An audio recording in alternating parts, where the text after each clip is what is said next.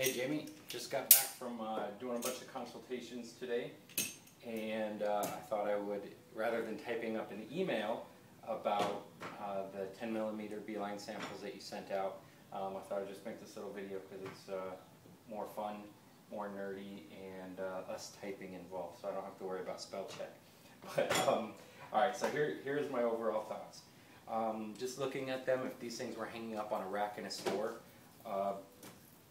but no questions asked, I would take option number A, the one with the covered eyes, just because more coverage, more protection.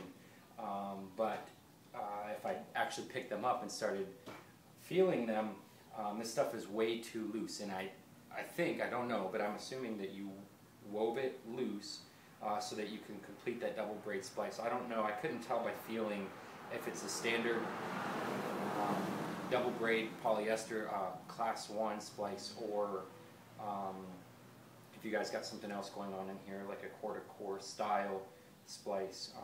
And I'm very tempted to tear this thing apart and see what's in there. But the looseness of it is, you know, just when I pick it up on the shelf, I know that a looser rope tends to be less abrasion resistant, and it feels cheap to me. So I would be put off by that. So let's go to the other two, B and C. When I feel them, both of them feel the way it should feel. A little bit of give to it, but not, you know, not as loose, nowhere near as loose as these. So if we go back to the visual, the eyeball test, I like B just because of the color. That bright blue color really jumped out at me. I know that's a goofy reason, but anyway. So in using them, B was the one that I used the most, and I think it was the tighter one out of between B and C. I guess it's really close to tell. One thing that I didn't like about either of them is that the splices seem like they're super deep down there, and I'm not sure if that's necessary. I guess we have to find that balance between how far you'd normally bury the tail on, I'm assuming it's still a Vectran core of this diameter. Is this 3/8 maybe? The diameter of the core, I guess it'd be a little smaller than that, maybe a 5/16 inch core. But whatever the least amount we can bury, the better. Just because, you know, on this one, when I hold it up, I can feel, and you can actually see the end of the berry is right where this kink is right here. And so if we've got something that is just under 18 inches tall, folded in half of that, almost 9 inches of this, is all the berry, which you can't always use that for your friction hitch. So that really makes all of this stuff extra, and if we can shorten that even a couple of inches, that's giving us, you know, 75% useful hitch cord with a little bit for the berry. So all in all, I didn't think the differences between B and C were noticeable enough for me to recommend one over the other. I do like that you guys went on all three of these with the standard Beeline pattern that matches the 8mm Beeline.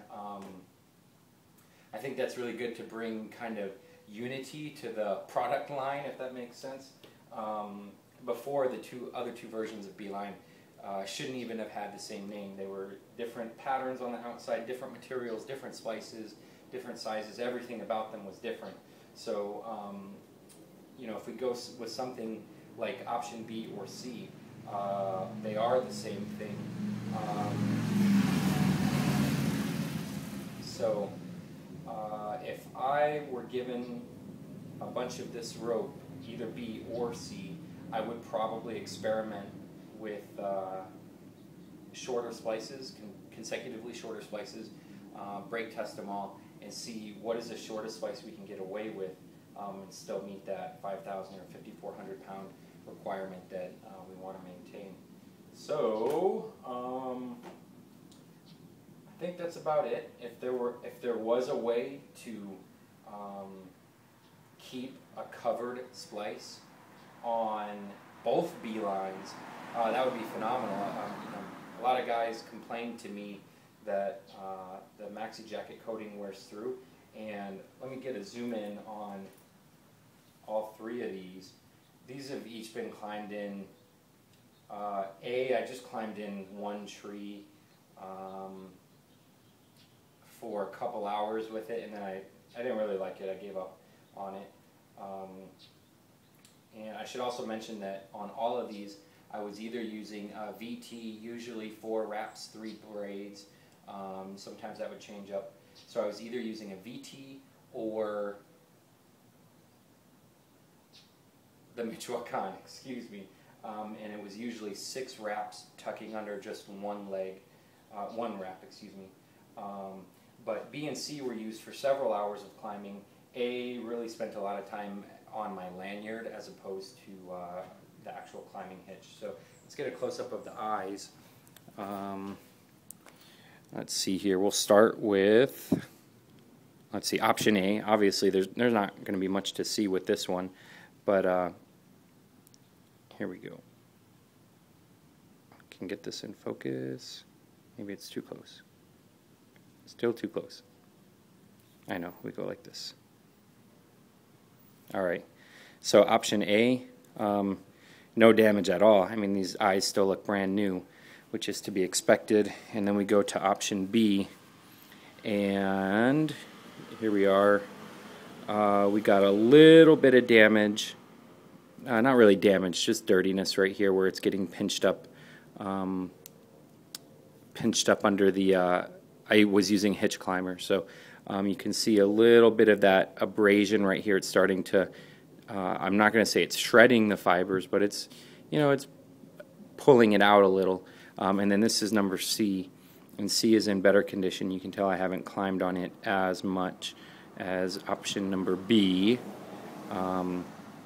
So anyway, that's that. Those are my opinions. I like the new color. I don't know if that's something you were just doing for the trial run, or if it's something that's going to be considered. I'd love to hear what the differences are between B and C, and see if that affects my opinion on the difference between the two. There's no herniating with any of them, and I do want to point out that all 3 of them are definitely usable. As long as you understand how the advanced friction hitches work, you can always modify the number of wraps and braids and tucks and stuff that you're going to take. So even if you did decide to go with option number A, it would still be fine. So cool. That's my recommendations.